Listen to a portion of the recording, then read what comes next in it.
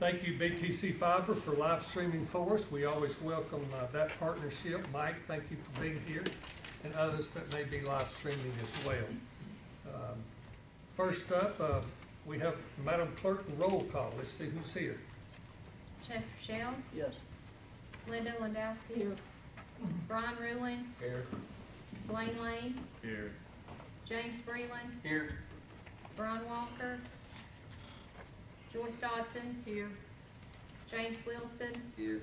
Jeff Barger. Here. Paul Powell. Here. Michael Hudson. Here. Jim Dishman. Here. Frank Silver. Here. Susie Bostick. Here. Lane Clemens. Here. Tommy Johnson. Here. Tom Venero. Here. Jeff Mackey. Here. We have a quorum. Okay, in your packets, Commissioners, you should have received the minutes from the January 26, 2026 meeting. I'll entertain a motion to approve said minutes. So moved. I have a motion from J. Mack and a second from Frank Silver. Any comments, questions, additions, deletions? Hearing none, all in favor of said minutes, say aye. Aye. All opposed, likewise. Hearing none, said minutes hereby pass. Okay, up next is our public comment section. Mr. Rotella, I think you may be the only one. Come forward, please, sir. Mr. Patrick, Got me over here. thank you for coming. Yes, sir. Here at the podium. Thank you for allowing me to speak. So, my name is Patrick Rapella. I'm at 2596 Window Rock Road, and I'd like to read into the minutes an outline that the Friends of Window Rock Road have put together. And I'll do this as fast as I can, since I know that you're busy and you got a lot on your plate. I'm going to try and do this because everyone here is going to have a copy of it anyway, pretty quickly. No drama. We're not here to finger point or blame anybody. We're really kind of being as patient as we can in regards to a concern that affects all of those whom you would call friends of Window Rock Road. And if everybody wouldn't mind, if you're a friend of Window Rock Road, can you just raise your hand real quick? Just give you an idea. There's a lot of people that are concerned about the safety of the road, and that's why we're here. So, with the residents of Lewis Chapel, District 1 petition you now have in front of you in mind, number one, we'd like to direct the county executive to recover the cost to repair and repave 2 areas of the road near the new substation. Collect the money from the SVEC bonds and the county's insurance policy. These 2 areas are on Henson Gap Road in front of the substation and the first 350 feet of Window Rock Road. There's a short window within which to file these claims, so we ask the claim processing begin before the end of March. Number 2, we'd like to direct the road commissioner to use the $125K that was allocated in January by the county budget committee to the highway department to repair and repave approximately the 2 miles of Window Rock Road. And then B, dedicate the remainder of the funds received from the SVCE bonds and the county commission's insurance policy after the reimbursement of the $125K and repaving of Henson Gap Road to then begin the repairs that are urgently needed along the remaining 1.6 miles of Window Rock Road. Window Rock is no longer a rural road. It's a busy residential and commercial hub serving 73 homes, 2 flying centers, and several Airbnbs. The road also provides access for many recreational activities like viewing the spectacular valley below, flying, rock climbing, hiking, and much more. Many residents travel through this ridgeline, some to discard their trash or to shop at Dollar General, others to attend events at the fire hall and community center, and for many tourists, land buyers, and recreationalists, it's the gateway to activities along Window Rock Road.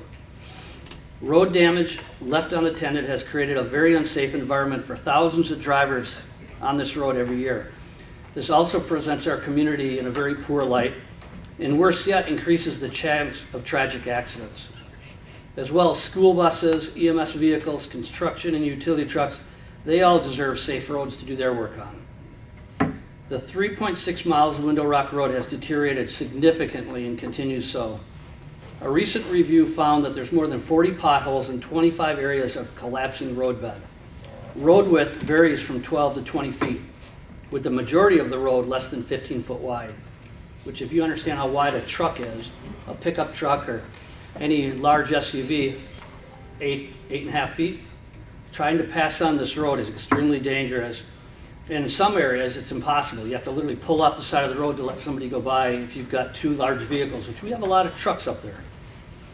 So as the road keeps crumbling all along the edge and vehicles are being forced into the ditches, it's causing damage to a lot of the nicer vehicles that are trying to pass on that road. And two sections of the road are severely damaged, 111 feet at 2.2 miles and another 110 feet at 3.3 miles. Striping is no longer visible in most places, dramatically increasing the hazards at night in rain and or fog. And if you drive up there, it's foggy a lot because you're in the clouds. So we believe repairing these roads is absolutely necessary and will bring economic value, social and safety benefits, and as well appreciation by voters who come up to visit from across the Sequatchie County. So the undersigned, the petition that you have, that's been submitted, we'd like to ask that that be submitted into the county commission meeting for record. Just one more minute, I'm done, okay? You're fine. Yeah. We've been, for the most part, I know there's been some drama in past meetings and by past residents, if you want to call it that, but we as a whole who live on Window Rock Road have been very patient. We've been talking about this for years. I built out there when I was told it was being resolved and it was coming soon. And we were told at the meeting at the Lewis Chapel Community Center over a year ago by our county executive that this road will be paved this spring. Well, it's a year later and it's now spring again and it hasn't been touched. Then months later, in the early fall of last year, I spoke with Eric Higgins, had a great phone call with him, great guy, but was also told we are going to finish Hudlow Loop Road first, then Lewis Chapel Road, and then head down Window Rock Road. So I told a bunch of people that are here, hey, guess what, it's coming, just relax. Then I saw today on a BTC Fiber video clip from the County Commission meeting in late fall of 2025, where Eric said we are completing this work, Hudlow Loop Road, then Lewis Chapel Road. And that's it. And somehow, curiously, there was no mention of heading down Window Rock Road. So we've all been left wondering what happened. Okay, most of us get it. There were all sorts of questions as to who was responsible, the county or somebody else, for repairing the road. And then there were weather issues, and then there were budget issues. Understood. That said, we do now understand that there seems to be approvals in place and budget money to pave 1.8 miles. Essentially half of the approximately 3.6 miles of Window Rock Road. So we're halfway there. As long as we know that's going forward, that's going to make most everybody else happy here. But what many of us can't understand is why at just past the 2-mile marker from Lewis Chapel down Window Rock Road, the road was torn up late last year and then left in complete disrepair for the better part of a couple months. And then shortly later, the same thing happens at the 3-mile marker, about the same distance. Nobody here knows, nobody's been able to tell us why that was ripped up and then left a gravel road. If there were questions about the county's responsibility, why rip that up at all in the first place? The county did the ripping and then leave it as a beat up gravel road after the fact. To provide safe passage, that should have been paved pretty much immediately, but since it hasn't, why not finish paving and stripping the full length of the road when you're there? It's 5 minutes. Okay, 30 more seconds and I'm done. So what we're looking for is safe passage from one end of the road to the next, especially if you're going to be up there paving anyway. So that said, right now it's an election cycle, and so we believe it's time for some direct answers, some commitments that say, hey, there's 73 homes, 100 plus voters there, plus another 2,500 in District 1. We're actively petitioning everybody that's in our area, and we'll continue to move on to the whole full district with the idea that we'd like to get everybody to understand how important this is to the friends of Window Rock Road. And so with that said, we'd like to try and get a commitment that says we're going to do this for sure, with a timeline that we can live with, like I said at the last meeting to you. Hey, all we want is a commitment and a timeline we can count on. Thank you. Thank you. All right. Up next, I want to make, as part of the minutes, the trustees' report. Madam Clerk, check that off. Up next, Sheriff Bill Phillips. Good evening. Good evening. So I guess on the home front first, I was looking today at our numbers. We've noticed that our numbers at the jail have been staying a little, actually quite a bit lower than what we have experienced over previous years. So we really believe that a lot of our recidivism reduction efforts are really kind of paying off right now. As of today, we had 80 in our jail, and as we've talked many times before, we're getting to the time of year when we're used to having like 110 to 130. That makes me think about all these meetings that we're now having across the county, where I see a lot of people at those meetings who were in and out of our jail frequently, and instead now they're at these meetings and doing well and staying out of jail. So I just want to kind of commend people like Rick Webb and others who are working that effort with us to try to do something there and help our county. I believe it's making a really good impact. The next thing I want to talk about is last week we had our annual Day on the Hill, where we all go to Nashville, go to the Capitol, and we follow about 5 or 6 bills through the committee meetings, showing our support. We also get to go and speak with our representative, our state senator, and the governor, and we did that last Wednesday. 2 of the bills that I was most interested in, and they both were successful through committee. The first one would be the bill to outlaw kratom in the state of Tennessee. That's something that we are really starting to see a big problem with, especially with our youth. And the next would be the Bitcoin ATMs, which are basically used for scams. And it's estimated that Tennesseans are losing somewhere in the neighborhood of $20 million a year through these scams. I know like 3 weeks ago, we had one lady was scammed using one of these machines out of $4,000. And the next week, 2 weeks ago, we had another that lost $19,000.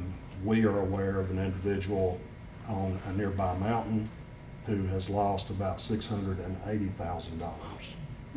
So these things are a real problem. 3 years ago, when TBI created a unit and started to follow these, when they realized it was beginning to be a pretty good problem, they were able to document that year a little more than $2 million in loss in the state of Tennessee. The next year, 2024, they documented it more than doubled to $4-point-something million. Last year, near the end of the year, it was up to 13-point-something million. And that's just the money that's known. There's a lot more because people are embarrassed about this. They won't report it. So it's estimated that number is somewhere around 20 million. But anyways, that's 2 of like 5 or 6 bills that the Sheriff's Association wanted to push through, and we were honored to be able to do that last week. They made it through. They're now on their way to the floor. So we're looking for a successful outcome in all of those. And with that, I'll take any questions. Yes, sir. Have you got any kind of plan of using those pressures to clean up Lewis Chapel area up there? Because we're getting covered in litter. And I ain't sure if it goes through you or Keith, but we definitely need some help on that litter up there on Mountain. Yeah, so that position comes out of the county executive's office. So Yeah, that we were just out there a little over a week ago, so we were out there riding on the crew, I think 3 days, so it is messy. As you know, we're working on it. Thank you all very much. Thank you, Bill, appreciate it. Anybody here with the school? Sarai texted me and said she wasn't gonna be here. Sherry here. Sam, do you want to speak? No, I don't have anything to say, thank you. All right then. Mr. Eric Higgins with the roads. Short and sweet. If you look on the front page there for the money that we get to work on the roads, we get monthly. You can see they're trending down this year compared to last year. I'm gonna go to the work activity schedule and we'll talk about some of the stuff that brought up. We work on potholes and stuff countywide every week. In the wintertime, we're limited to what materials we can use. Asphalt's the better material, and we can't get it until middle of next month. But we're working. We have 2 crews out a lot of days working on potholes. Right now, we've had a lot of trees. Most all my office has been up all night, worked all day. Need to go home and get some rest, but when the snow covered the road, we stayed and took care of that. Brush removal statewide. All right. District 1 paving jobs this year.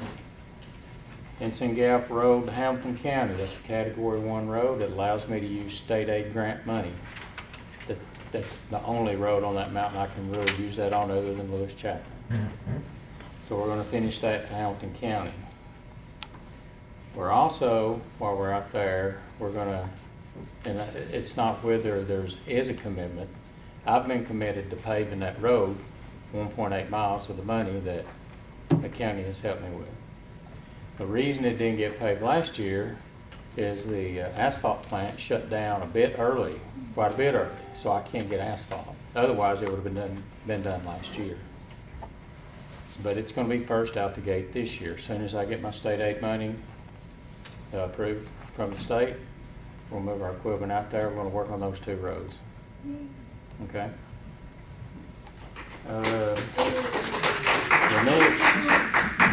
You need to thank the commission and the mayor now, because that's the reason it's getting done.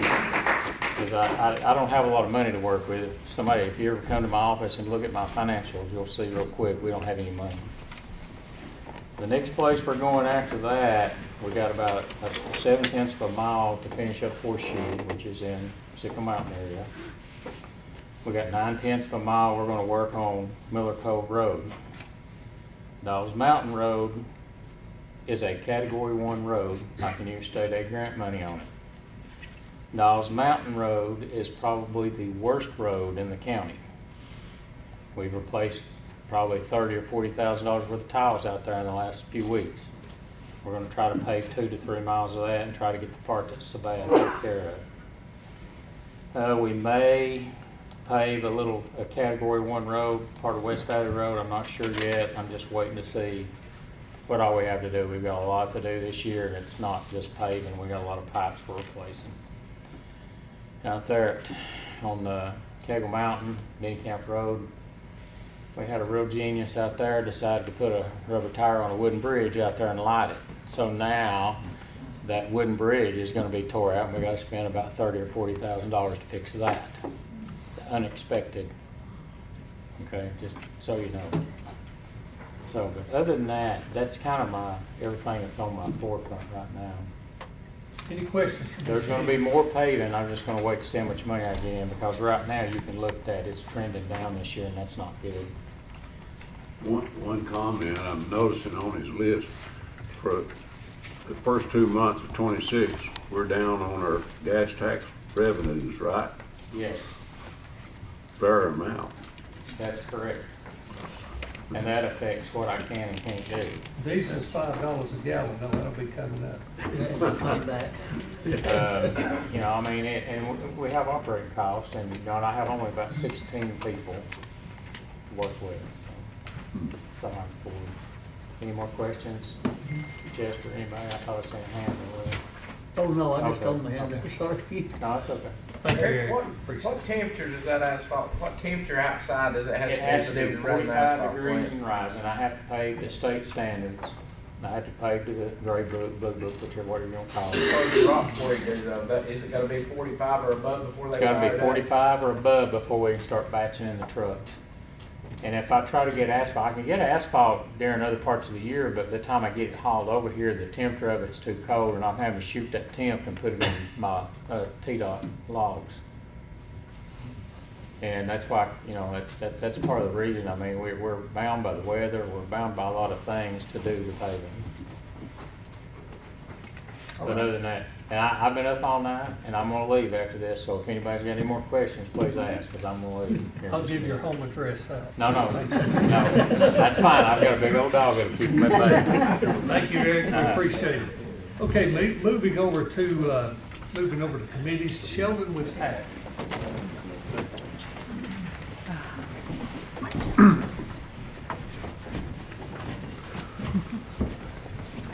somebody you're going to introduce to us. Yes, actually, the only thing I do have tonight is to introduce Kaylee Flowers. She is our new Family and Consumer Science agent, started the 1st of February. We're glad to have her on board, and we're fully staffed this time. So that's really all I have tonight. Katie, where do you hail from? Tell the commission. Manchester, Tennessee. All right. So I am from here. I'm not an outcast. Welcome to the county.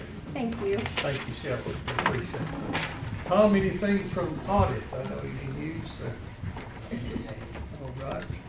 Let's move over to is JD here, Puckett. Anybody from Puckett going to sing and dance? Not tonight. All right, let's move on. Nobody here with the chamber. Hold the applause down. Nobody here with the chamber. Ms. Pam, what about the IDB? Well, hello, thank you for having me. Just give a quick update. We had the commissioner workshop and I gave a quick update for that also. We just got through with our phase 1, 2, and 3 environmental studies, which took about 2.5 years. We had to just wait on the state of Tennessee. There wasn't anything I could do to make it go any faster. However, we came through with flying colors, so I was just holding my breath the whole time because we had gas station and diesel and everything else. So that was good. So now we're moving on to our second phase, and what that is the BRAG grant. We had a Brownsville grant of $100,000 on all the environmental studies, and so it was not any taxpayer money. It was all funded by that. So that also goes into a BRAG grant, and what that does is cleanup. So we have some of the buildings are asbestos and some are non-asbestos. So right now, the Southeast Development is putting out RFQs, which is requests for qualifications, to about 60 contractors. That kind of took it out of my hands to where I'm not privy to any of that, which is a good thing. And so they're going to come back, and we have a couple of days left. And so when we get that, then we're going to start into the request for proposals. So they will come in and we will look at the contractors who wish to do that, and we'll look at it. And then John Hargraves, who is my environmental study gentleman with pension, is going to come in and take care of that. So that kind of takes all the previous out to where we can't go in and say, oh, well, I wish this one would have it or this one would have it. It's very across the board. It's state-driven grants. So I'm really excited. So hopefully you'll see buildings going down. Like, I'm just so excited because I've had everybody asking, Pam, why is it taking so long? And it does take a long time because you are on state of Tennessee time, and they tell you when to do it and what to do. And but we've done it, and I'm excited, and we have a couple of developers in the wings, so I'm just very excited. So I don't want to say anything else because I might jinx it, but we're on a good roll. So, thank you. Appreciate the update. I got a question real quick. Yes. Who pays for the pension services? I'm sorry? Pension, who pays for their services? The Brownsville did. Okay, and asbestos removal? Well, what we did a 3%. Is that what? Yeah. Andrew is our secretary treasurer. I happened to be out at that meeting. That's the only meeting I've ever missed. So they went ahead and put him in for a 3% draw on the BRAG grant for him to do all of that. And the reason why is because he knows all about what was found, what was not found. He's got all the reports in front of him, and he is very qualified to do that. I've worked with pension before, they're great. Yes, I yes. just wondered who actually does the physical removing of the asbestos. Do we pay for that, or does the grant? No, the BRAG grant does. Okay. That's what we've got out right now is a request for qualifications to make sure that whoever comes in and gives us a proposal or a bid, that they are qualified to do asbestos and non-asbestos. That way, because we don't want anything coming back and getting back in that ground where we have to go out and do another phase of an environmental study. So that's kind of why he was put in-house, and it's a good thing. Thank you, Pam. I'm looking for Keisha or Gina with the Children's Advocacy. Did they show up? The snow they were from North Chattanooga, so they may have failed on me this time. Okay, we'll cross them off. EMS JMAC. Okay, so the Emergency Services Committee met this afternoon for one item on the agenda, and that was to discuss and approve or accept an ambulance service to move forward with. And since we did not include this in our packet, we're going to need to waive the 5-day rule to make this proposal. I'll entertain that motion. I have a motion, Jim Moore, second for Tommy Johnson. All in favor say aye. Aye. All opposed, hearing none, said 5-day rule is hereby waived. Mr. Mack. Very good. So as the Emergency Services Committee reviewed both of the contracts, scored both of those contracts, or both of the request proposals rather, it comes as a recommendation from the Emergency Services that we accept the RFP, the request or the proposal from Puckett Ambulance Service. And further with that, and further to direct the county executive to perfect that contract and have that completed by April 15th and back to our committee April 15th, which would give us 2 weeks to review that, and we will have an Emergency Services Committee back May 1st at 10:30 a.m. That's a Friday. Are you having a meeting the 15th of April? No, you just need to have that back to us 15th so we can get it disseminated out And to you say everyone. us, not as a committee, but you as chairman. Right, back to me as chairman, and I'll disseminate that to the rest of the committee. So I'll take care of that for you on that. And then that, barring no changes, anything, we will take that, contract, the full contract for the full commission to vote and ratify that 18th of May, which would be the next kind of regular scheduled commission meeting. Jennifer, you're not leaving town for a month, are you? No. We can do it. Second that motion. We have a motion from the Emergency Services, have a second from Tommy Johnson. Any discussion, comments? This motion is for, just kind of keep, because Mackie said a whole lot there. This motion is for you to perfect the contract with Puckett Yes. So and bring back. in essence, what we're doing is we're going to award that contract to Puckett for 5 years with 2 one-year options to renew. And now this directs the county executive to do our work and take care of perfecting that contract for us to come back and vote on a final contract in May. Any other comments? So I think the first part of that was to accept the proposal and then go to contract. Yep. That's what I heard. To accept the proposal. Yeah. So basically what we're doing tonight is saying we are going to go with Puckett for those years. So we're making that decision tonight. And we're not going to accept we're going to dismiss we had 2 proposals. The other one was from AMR. We're in essence voting tonight to dismiss that one, and we are going to pursue the one with Puckett EMS, and it gives our county executive basically a month to get the contract together and back for us to review and for me to disseminate out to our committee members and obviously the commission at large if they want to see that as well, to put that out. So, Very good. Any other comments? Hearing none, Madam Clerk, roll call this one, please. Chester Shell, Yes. Linda Landowski, Yes. Brian Ruling, Yes. Lane Lane, Yes. James Breland, Yes. Joyce Dodson, Yes. James Wilson, Yes. Jeff Barger, Yes. Paul Powell, Yes. Michael Hudson, Yes. June Dishman, Yes. Frank Silver, Yes. Susie Bostick, Yes. Wayne Clemens, Yes. Tommy Johnson, Yes. Tom Venero, Yes. Jeff Mackey. yes. Congratulations, Puckett. We'll look forward to sharpening that contract down a little bit. So get back. We're doing an excellent job, and we appreciate you guys. Thank you for having Thank you. Thank you. Okay, Miss Robin with the library.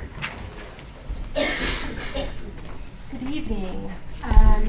On your flyer, the front of it is just January to December of 2025 numbers. I think it's real important that our county knows our numbers for the library. As we know, our county is growing at a rapid pace.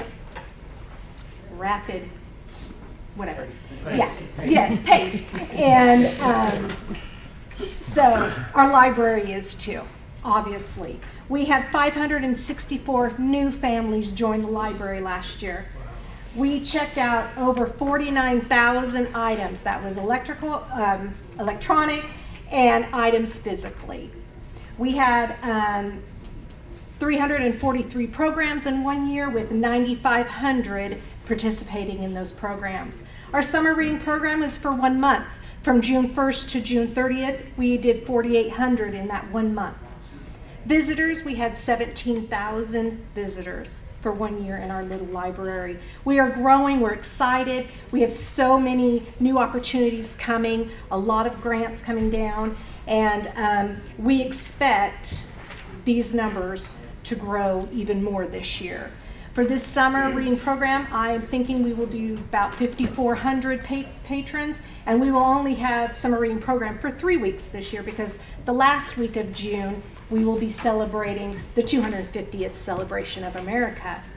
As everyone knows, I hope everyone knows that the library got $20,000. I'm spending it wisely, and we're excited for all the programs that is bringing into our community. We are going to have outside patrons come in and do some plays for our families. We'll have some hands-on activities, and then we will, of course, we'll have our 4th of July parade float that I'm so excited for.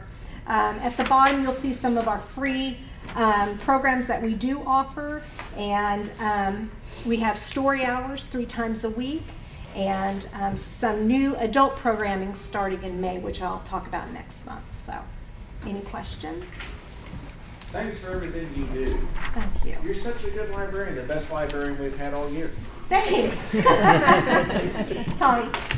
I remember when we first started, the library was almost an unfortunate afterthought to some degree. Yeah. So my advice, go big. You're proving every week, every meeting we come here that you're doing more and more and more.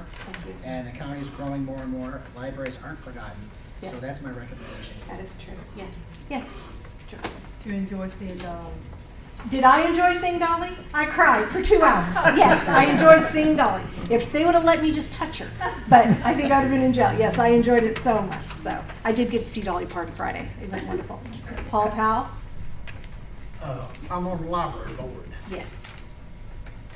If there's $1 out there, she's accurate. When she gets that dollar, she spends it wisely. You can go to our meeting and listen to her report, and there's no boundaries. She's continuously looking, but she goes on these trips to Nashville, to Knoxville, to Chattanooga. What can she bring back to Squatch County to help the people here that visit the library? And most times, she brings something back with her. She does an excellent job. Thank you. I see the index out here. Who else is friends of the library? All right, very good. Thank you, guys. We have an excellent librarian. Robin, you're doing a splendid job. Thank you. Thank you. I do know. All right. Miss Linda with the opioid abatement. So as of last meeting, I think I mentioned that we had opened up another grant application period. We have 2 areas that we're targeting. One is to, and we solicited for this in the past and we didn't get any response, for public education campaign. This will be countywide. We still have a lot of hurdles, stigmas, about opioid addiction, and also, the services that we provide. So we definitely need to get beyond that. And then also the contract with Volunteer Behavioral Health is expiring at the end of May. So we still need those services, so we went ahead and targeted that area also for the grant application period. As far as the one the contract that we put out for Helping Hands from the Heart, there were some prerequisites that I discussed last meeting before that check could be cut. The check was released to that organization. There were still some outstanding prerequisites, but I believe we all have those now. And their first quarterly report is coming up next month. So I'll be able to report on that, I guess, at the next meeting. That's pretty much it. We have organizations that are reaching out to us that we are following up with. There's a lot of organizations out there that can provide a lot of services. Some of them are in the county, some of them, excuse me, aren't. But we're listening to them, and if it fills a gap, we're pointing them towards our grant application, and that'll run its course. Thank you. Linda, what's the grant application? It's extended now, but when does that? End of March. This one ends end of March, the 27th, I think it is. And that is for public education. Right. We run it for a month, plenty of time. Okay, Mr. Todd. Can you remind me again how much money we have allocated, and is there a deadline to distribute it all out? We are, well, that's a question for Brenda, but we have allocated, well, last year it was 40,000, this year it's a little north of 75,000. The money that was getting ready to expire, we obligated that. So we're in good standing as far as the rules. You have 2 years to actually not distribute the money. You have 4 years to spend it. You have 2 years to, put it out on a grant, but you have 4 years to spend it. So originally we thought it was 2 years, and then we got some clarification on it. Tom, it's just south of $500,000, and we'll, from my understanding, we'll It's be not getting. that much. It's about 400,000, and then we still have to reconcile That's with south what of the state. 500,000.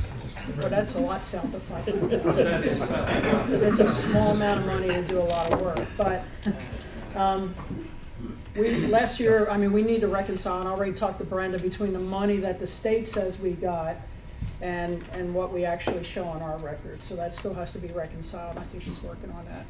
So I want to make sure we use it. That would be a shame to use it. We will use it, but the program runs for 18 years. We just got another couple letters this past week that more settlements have happened. We don't know the amounts yet, but it's still coming in. But it'll be less and less every year.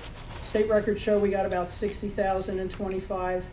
Our records don't show that, so we have to figure out what the difference is. And that was a little bit more than we expected. We expected about 40,000. But you don't know, because you don't know, these settlements, when they settle it and what the amounts are, we don't know, and, in advance.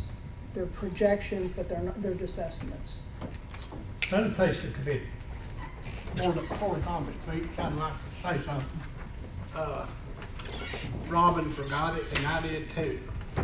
But remember Lona Greer's family, she passed away, and Tom Greer's widow, and she served for several years on the library board. And I forgot to mention that. Thank you. Thank you for any prayers. Thank you. Thank you. Tommy Johnson. Sanitation Committee didn't meet tonight prior to the Budget Committee. The one item on the agenda was really concerning the out-of-county garbage. Last calendar year, we hauled out nearly 6,000 tons of garbage out of this county. Right now, our cost per ton, county executive is right at $50 a ton, or just a little bit over. So you do that math, $300,000 a year we're spending on trying to get rid of our garbage. But what has come to light, we are getting an abundance of garbage from the neighboring counties. The first district is getting Bledsoe, Ray, that's correct, Chester, Bledsoe, Ray, Sequatchie, and Hamilton. Out of the 9th district, getting Grundy and Van Buren. The 6th district, you say you're getting Marion County garbage and a lot of commercial garbage. The 8th district, we're getting a lot of Hamilton County garbage. So we've got to do something to change the culture, to change what we're doing. In the budget, there was actually money appropriated in the last budget to install a camera system at our convenience centers. And tonight, the Sanitation Committee approved Commissioner Mackey is going to work with County Executive Cartwright and do a pilot program out at the 9th district. And we'll put in camera systems there to, number one, for the safety of the operator. We don't want the operators confronting people coming in with garbage. We want to keep them safe, but we also want to start curbing the amount of garbage coming in from out of county.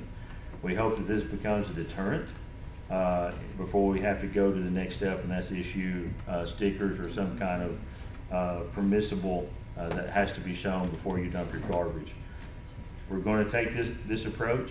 We believe it'll work.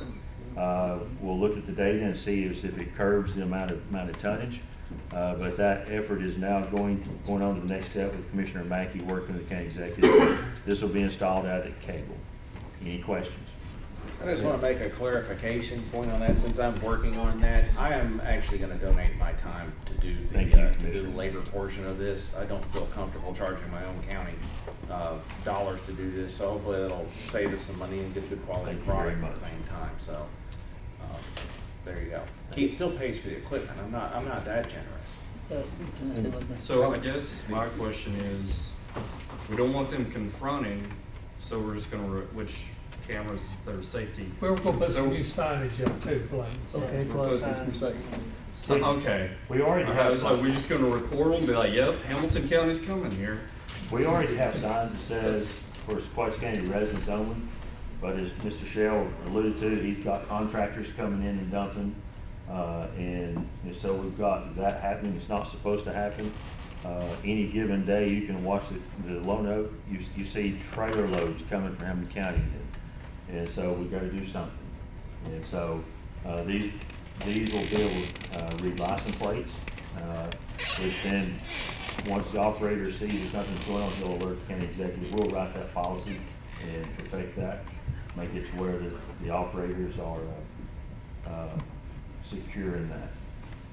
Basically, we're just gathering evidence. So, mainly what we would use a camera system for, in my experience as a company who does this type of work, it's a deterrent is what it is. It's just one more tool in the toolbox to deter people from doing it. Signage that now reads, we're recording your license plate. If you're an out-of-county dumper, you will be prosecuted type of a deal.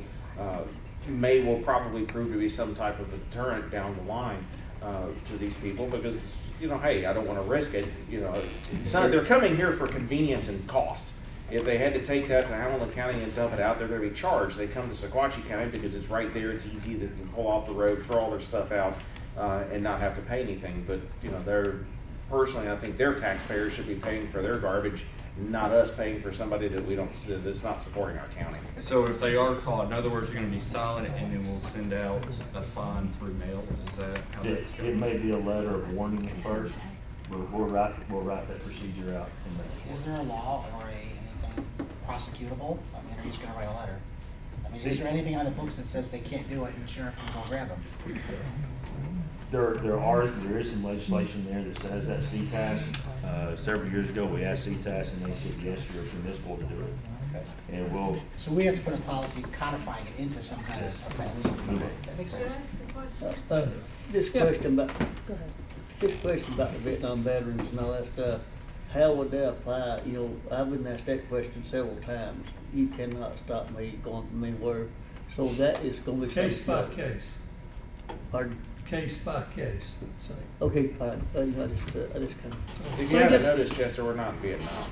Okay. So, I guess thinking through this, there's going to be a lot of data collected by these cameras, and I think, how many cars go roughly through your? Well, I'm saying somewhere to 150, sometimes 200 cars a day. It goes in that place and back out. So I mean, just thinking this through in my head, it's how is that operator? We're asking, I think we're putting a load on that operator then to go through that data. Even if he sees, somebody that doesn't have the sticker, then you still got to flag it, report it. Who's going to go through that material? Who's going to go through that data, pull out the violator, verify it? To me, that piece is still not in place. In my head, it just doesn't work. I agree. I think we're going to start at a Kegel, at a small tidbit, so to speak. That's the whole reason I'm putting a pilot. If it doesn't work, we may have to rethink and. I'm not on sanitation. I mean, that's why they're on the committee. But I guess, just in my mind, I think about, like I said, I think I mentioned this. It's like when you go through the car wash, if you're not a member, they have a little gate there. You pay to be able to use it. If you're, just something we could show as a member that you pay your taxes, we got your tags here, scan it, whatever. If you're not, just pay. That would be, well, typically, I don't know, that's more expensive. We talked about this. The license plate on your car is a permit, basically. Yeah. It's when we notice in Chester and whomever notices an out-of-county plate, that is questions. A lot of times, there's a simple explanation, but many times they're from out of county. So they are warned, has been done in the past, that signage is up, but again, we get back to enforcement. That's something that's going to have to be worked out. Here's something else I've got. If anybody came out of Florida or Arizona, somewhere like that, and just moved in here a few days and not familiar, should we recommend that they call your office and get something for us, or how do we apply that situation to it when they live in their community? They need to change their car registration to They registered their Tennessee. vehicle here. They have just moved into our community. They have like 30 Well, I would let them dump there if they've moved into your community. Oh, yeah, that's what I said, you know. They have how long, Lana, to About re-register? 30 days to register and get everything changed out. That's what I was gonna get at. My thought is that with those cameras, you're gonna see the same people coming through repetition wise, and those are the ones you're gonna be able to key after you see the cameras. That's my thought. Well, as long as I've been up on the mountain, I know just about everybody on the mountain. Yeah. We'll start with one and see how it works, and then come back, so. Thank you, Tommy. Okay, JP, you still here? Jim Patterson, our splendid veteran service officer. See the numbers published for the year. Everything looks to be pretty on track. There's still some problems with their new software, pulling exact information out of it. They're supposed to issue some new reports that should make that easier. The big thing is I was able to get a bill introduced into the House and Senate in the State Assembly. On the back of your sheet, you'll see the amended text. And so what they're going to do is do a study to determine the state of veteran services in the 95 counties in Tennessee, only 93 of which actually have a service office. It's going to confirm a lot of the data I've already recorded. This bill is bipartisan in that the Republican sponsor is Janice Bowling, who used to be the senator here from what I understand, and the Democrat sponsor in the House is Ronnie Glenn from Montgomery County. And the House currently has 7 co-sponsors, 4 Republicans and 3 Democrats. So I think we can define bipartisanship as when Memphis Democrats and rural Republicans are on the same bill. So, anybody have any questions? Good job. Mr. Venero. Jim is incredibly not giving himself enough credit to get a bill introduced at the state level. So that's quite impressive, and it just adds to your thing. And we brag on you all the time, but this is really something, and you were far too modest on your presentation of that. That getting a bill, and a bipartisan bill in this environment, that's disgustingly good. So I'm very proud. I hope they get some action out of it. I think it's great, but way far too modest. Thank you. Thank you, Jim. We could be here all night talking about his good efforts. All right, Mr. Barker. Yes. Budget Committee.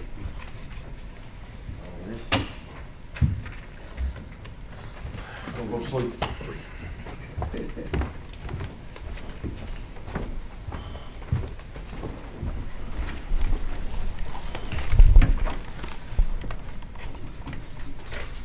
All right.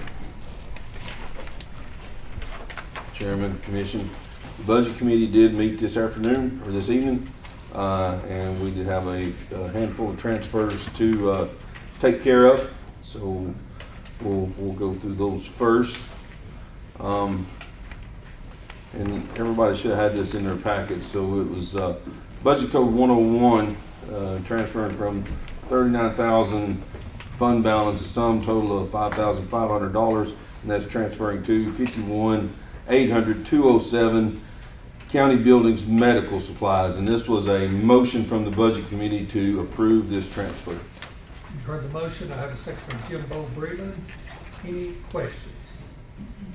Hearing none, all in favor, I'm sorry, it's $5,500. Madam Clerk, roll call. Chester Shell, Yes. Linda Landowski, Yes. Brian Rowley, Yes. Wayne Lane, Yes. James Breland, Yes. Joyce Dodson, James Wilson, Yes. Jeff Barger, Yes.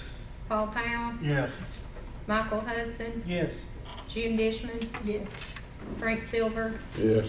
Susie Bostick, Wayne Clemens, Yes. Tommy Johnson, Yes. Tom Venero, Yes. Jeff Mackey. Yes. Transfer hereby passes. Mr. Barker. All right. Second transfer that the Budget Committee considered, and this also came as a motion from the Budget Committee. It was transferring from Budget Code 116 from 39,000 fund balance, a sum total of $10,000, and we're transferring that to 55,731,207 waste pickup medical, a total of $4,000, and the other $6,000 was going to 55,732,207 convenience centers medical. And this was a motion from the budget committee to accept this transfer. This was a couple of items, a couple of people, employees picking up medical insurance. Got a second from Mr. Shea. Is that a second, Chester? No, it's We going need a second. second before we, a second from Mr. Venera. Any questions, comments? Yes, is these people, are they full-time employees? Yeah, you have to be full-time. You have to be full-time for the county to pick up your medical. Already. Okay, that's all I need to know. Thank you. Any other questions? Madam Clerk, roll call. Chester Shell, No. Linda Landowski, Yes. Brian Ruling, Yes. Blaine Lane, Yes. James Freeland, Yes. Joyce Dodson, Yes. James Wilson, Yes. Jeff Barger, Yes. Paul Powell, Yes. Michael Hudson, Yes. June Dishman, Yes. Frank Silver, Yes. Susie Bostic, Yes. Wayne Clemmons, Yes. Tommy Johnson, Yes. Tom Venero, Yes. Jeff Mackey. Yes. Okay, transfer hereby passes. Mr. Barker. All right. And I believe the last transfer that we had on our docket was a transfer of $1,000. It's transferring from Budget Code 101 to 52,400, or from 52,400,355. That's the trustees' travel line item, and that's moving to 52,400,187 trustee overtime, and it's a sum total of $1,000. And this was a motion from the budget committee Do I have to a second? approve. I have a second from Jeff Mackey. Any questions, comments? Hearing none, all in favor say aye. Aye. All opposed, said transfer hereby passes. Mr. Barker.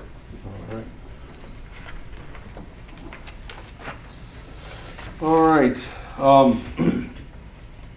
Another thing that the budget committee considered, and before we move into this, it was on the budget committee. It was on the budget committee agenda, but we had to waive the 5-day rule because we did not have the letter. I'll entertain a motion to waive the 5-day rule. I have a motion from Jim Moore, a second from Susie Bostic. All in favor say aye. Aye. All opposed, said 5-day rule is hereby waived. Mr. Barker.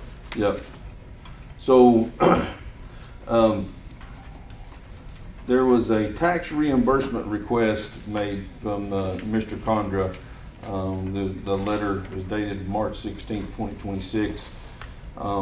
There was a sum total of $16,052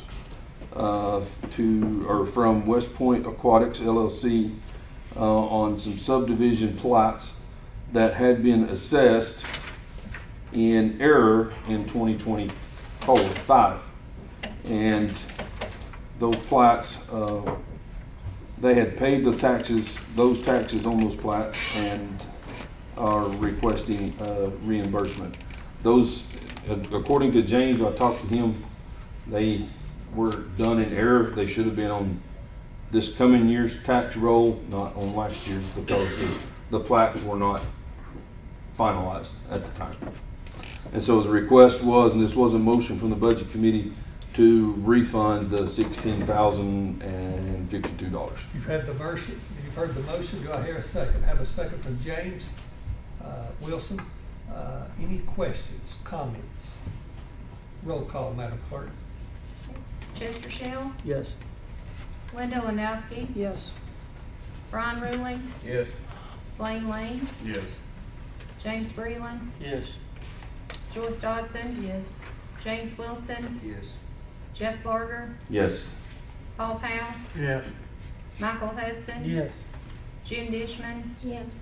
Frank Silver, Yes. Susie Bostic, Yes. Wayne Clemmons, Yes. Tommy Johnson, Yes. Tom Venero, Yes. Jeff Mackey. Yes. Okay, the reimbursement request is hereby granted. Mr. Barber. All right. Next item that the budget committee considered was, let's see, there was the food food insecurity bid award. There was a bid that came in from that grant that was received for $53,275 for a truck for from that grant. And it was this is a motion from the Budget Committee to accept this bid. It's one bid. You heard the motion. Do I hear a second? Have a second from Susie Bostic. Any questions? Comments? Hearing none, Madam Clerk, roll call. Chester Shell, Yes. Linda Lewandowski. Yes. Ron Ruling, Yes. Blaine Lane, Yes. James Breland, Yes. Joyce Dodson, Yes. James Wilson, Yes. Jeff Barger, Yes. Paul Powell, Yes. Michael Hudson, Yes. Jim Dishman, Yes. Frank Silver, Yes. Susie Bostic, Yes. Wayne Clemmons, Yes. Tommy Johnson, Yes. Tom Venero, Yes. Jeff Mackey. Yes. Okay, bid acceptance for WMH is hereby granted. Mr. Barker. All right. The last item that the Budget Committee took into consideration was to approve the contract for Farmer and Morgan on the Sequatchie County Connected Community Facilities Grant. And this was a grant that we've been working on for a while, and it's a max up to $2.2 million is the overall grant max, and this came as a motion from the Budget Committee to approve Farmer and Morgan as the planning the project. You're approving this contract. Yeah, approving this contract, yes. Okay, you've heard the motion from the Budget Committee. I'll entertain a second. Have a second from James Wilson. Any questions and or comments? Yeah, I do. Ms. Linda. So the project, this grant, I guess, started October 14th of '24, and it expires, or it ends the 31st of October '26. And what we discussed in committee was that, and the county has a match, $222,000. There's a lot of risk in this because it's such a short timeline.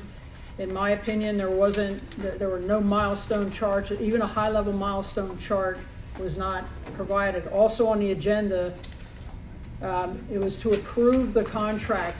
The contract was not in our commission packet, so therefore there was no time to review it. Well, what we did get was a high-level project information sheet.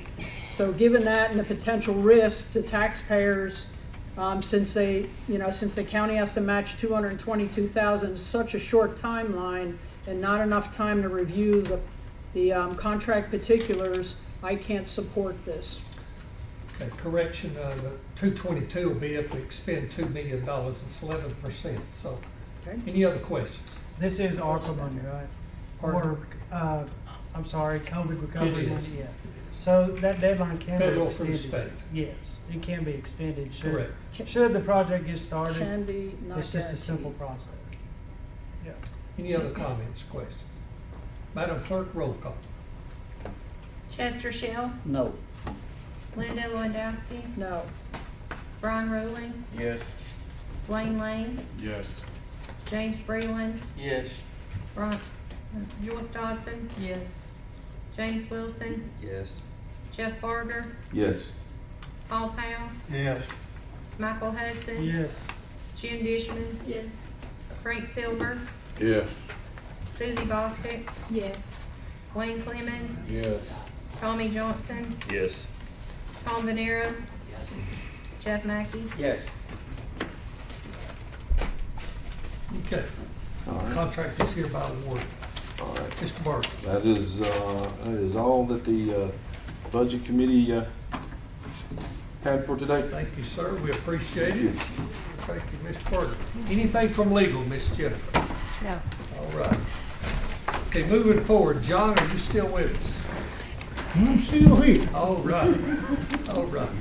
Hey, gracious. Let's get to the good part of the new business here. Well, Executive Cartwright, members of the commission, the Heritage Farm Committee has met again. We have approved 2 more farms that meet the definition of the 100-year Heritage Farm, Sequatchie County Heritage Farm, family farms. We continue to get more interest in this as people find out really what it's all about. This will make 23 farms that we will have approved, I should say. Before I recognize the family tonight, we have some exciting news to share with you. Miss Robin Bergen, where'd she go?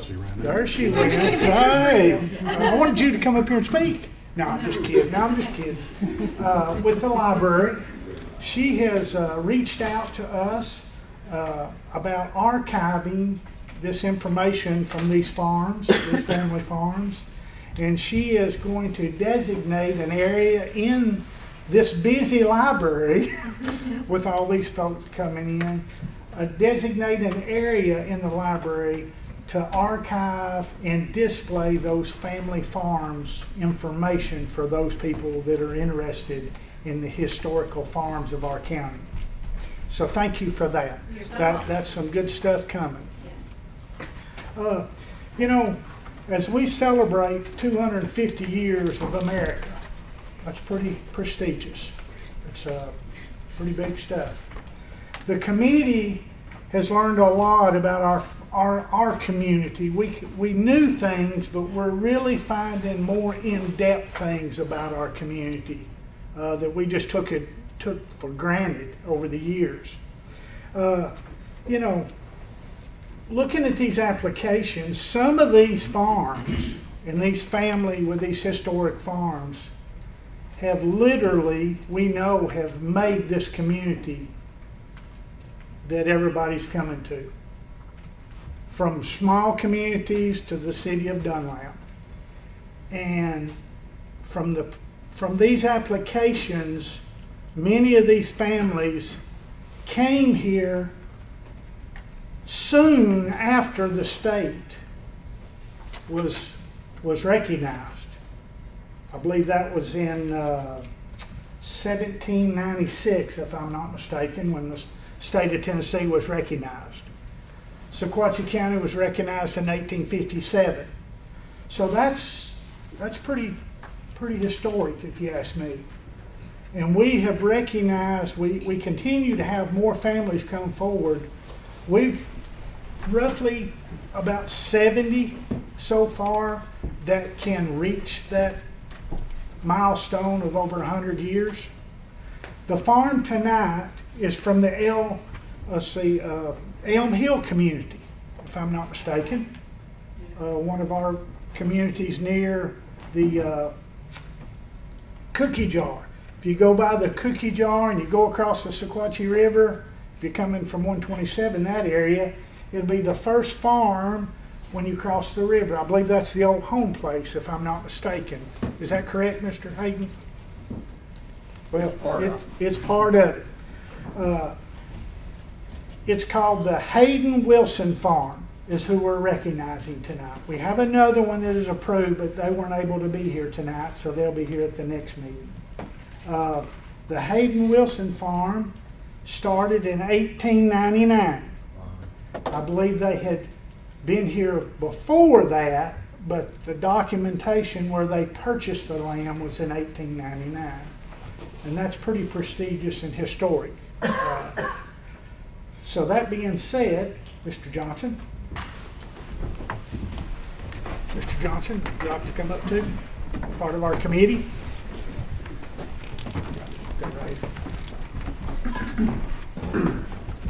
It's always an honor to get to do this, I tell you, it truly is. So a proclamation to recognize Sequatchie County's heritage farms have been family owned for 100 years. Whereas this Sequatchie County Heritage Farm Program was established to recognize and preserve the agricultural and farming heritage and history of Sequatchie County. And whereas this recognition acknowledges the farm and families for their continued commitment in preserving the rich family heritage and legacy that laid the foundation of our community. And whereas the identified Sequatchie County farms that have been family owned and farmed for 100 years are to be recognized and to be honored for their legacy in Sequatchie County.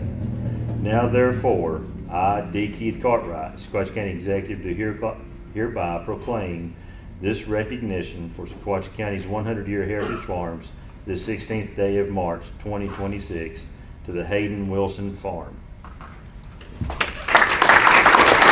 Mr. Wilson?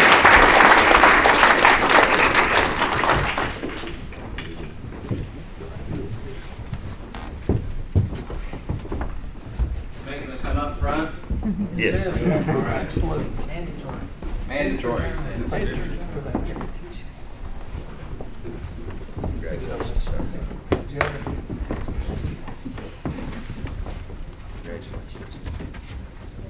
Can I steal your spot? You're fine. One more.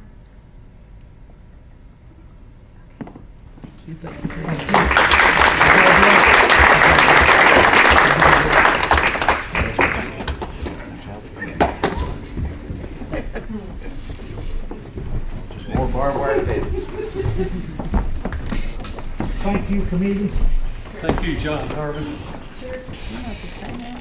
I tell you, I really appreciate Tommy and John. They really spearhead this program. It's hugely popular, and just at our last retreat, protecting our farmland was number 2 of all of our hopes and dreams in the next few years. So I commend the commission for that honorable vow, so to speak. So thank you again. Let's see. Up next, the emergency services update. We've already handled that. Farm done. The Board of Equalization approvals. In your package, you should have received a letter from James Condra recommending the following names for appointments for the Sequatchie County Board of Equalization for a 2-year term, 2026 and 27. Annette Brown, Dale Bryant, Sam Esslinger, Donald Johnson, Kim Lockhart, Dale Millsaps, and Bill Hatfield as alternates. I'll entertain a motion to adopt these names. I have a motion from Jim Bowe to adopt, a second from Mr. Paul Powell. Any questions and or comments? Hearing none, all in favor of this adoption say aye. Aye. All opposed, said names are hereby taken. Okay, just wanted to touch base again on our retreat. I think it's a good thing. We'll look at it again next year. We may skip a year and come back the year after that, but I think you guys had a lot of good input, and I appreciate your efforts. All right, moving on.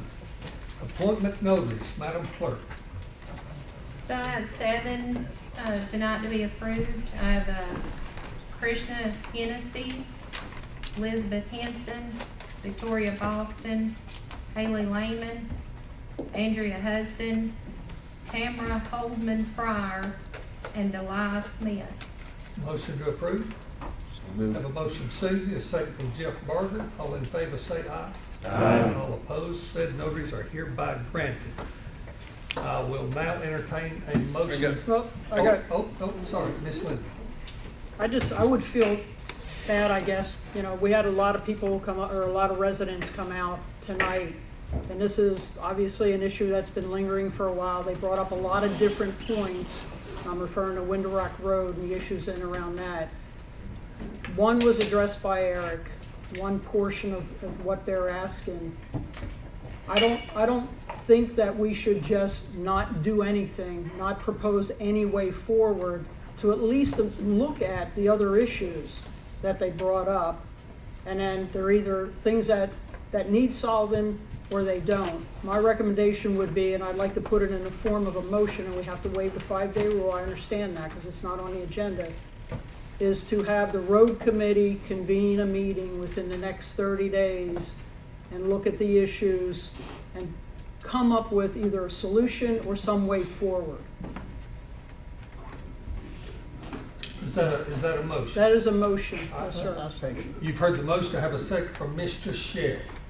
on convening a road committee meeting to address more issues. No, to look at the issues that the residents brought forward, because there was no action on it at all.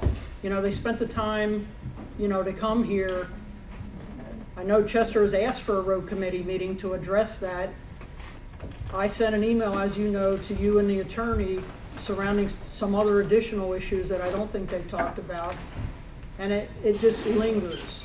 We've been talking about this for over a year. I would like to see it come to a close somehow, one way or the other. We've got a motion and second on the floor. Is that for the 5-day rule, or? I'll entertain first a motion to waive the 5-day rule. I think Linda and Chester did that, or? No, they didn't. Okay. Let's- So we're doing Let's 5-day start rule back now. over. I'll entertain a motion. Yeah, rescind the motion momentarily. Rescind it. Okay, I'll rescind the motion. Thank you, Linda. I entertain a motion to waive the 5-day rule. There we go. Move. I have a motion from Linda and a second from Chester. Said motion is hereby waived. Now, we have a motion to. Make a motion for the road committee to take those issues that were presented and also the other issues that were forwarded to you and the attorney and determine a way ahead on each of those issues.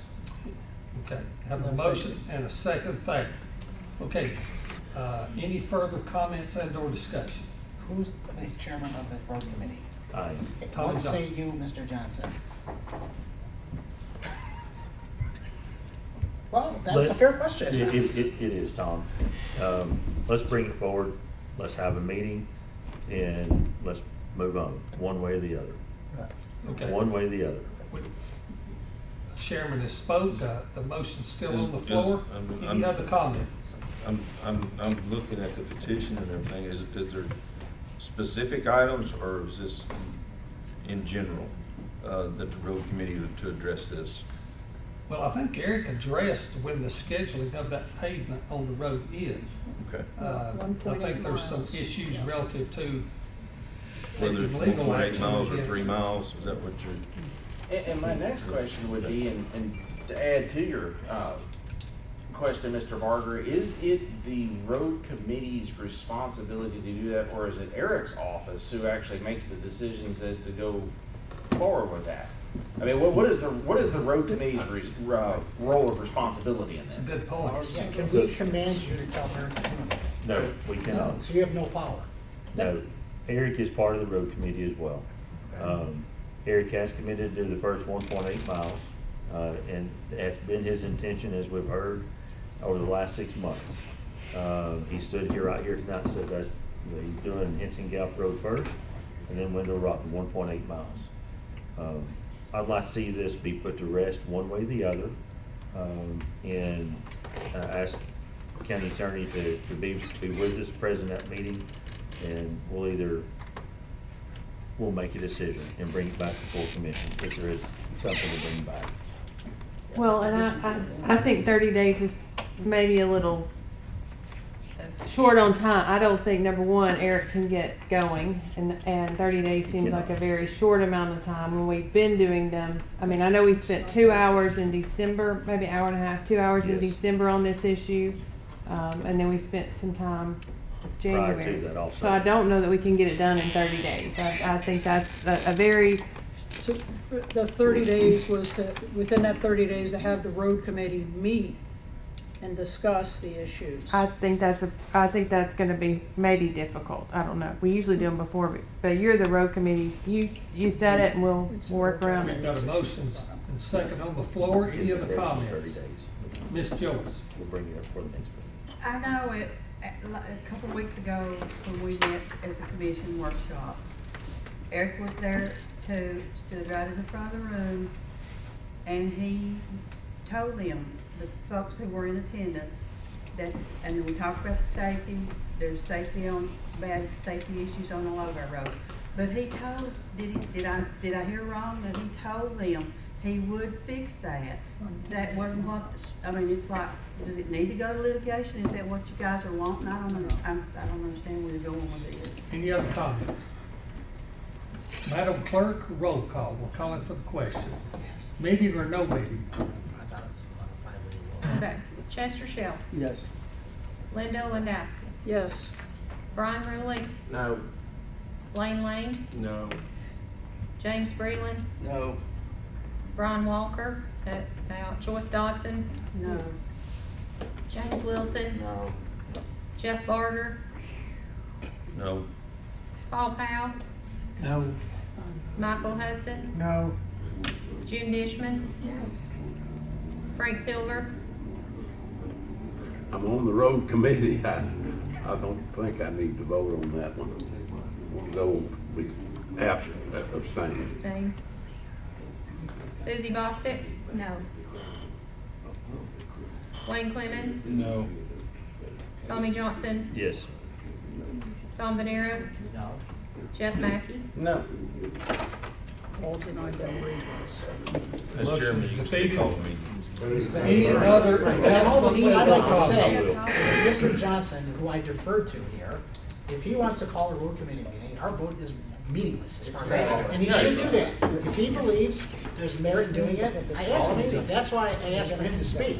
I don't even think it's for us to decide, it's for Mr. Johnson to decide. That was the motion, second we had. But that's why I voted no. It's not our vote. And my problem with all this, Eric is elected by the people. How can we make a decision for Eric? And he's gone, so, I mean, why wasn't it brought up while he was still That's, here? that's part of the Well, issue, it's brought not the up 3 or whole 4 issue. times. Yeah, I know. Well, the answer is still the same there, it Any- gave time. No, it's Any other announcements? I We're have, just wasting time. I do have one. That's up to There's Mr. Johnson. I do have one. I failed in this regard when we were talking. In the budget committee, we also had, the budget calendar for the 26-27 budget, which means that as of today, the budget request forms have been passed out to the offices, to the elected officials, and the heads. By April the 6th, the request is due back to the Sequatchie County Executive's office. And April the 27th will be our budget committee's first meeting and starting to digest these requests for the 26-27 budget. And then the schedule goes on down, and hopefully by June the 29th, we will have a budget. Thank you. Any other announcements? Hearing none, I'll entertain a motion to adjourn. All in